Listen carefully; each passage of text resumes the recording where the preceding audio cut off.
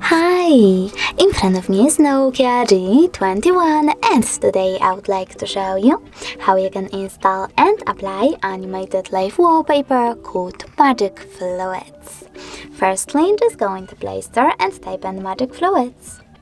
Then install free version of Magic Fluids app from this developer. Then open it.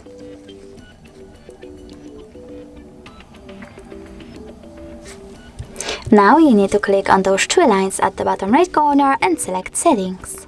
Then tap on I accept and adjust all of those settings however you wish to. When you're ready, you need to click on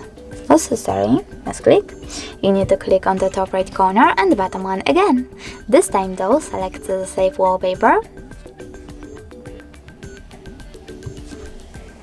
Tap Set Wallpaper over here and select the home screen or home screen and lock screen by tapping on one of those options. So when I go back now, as you can see, my wallpaper was successfully applied.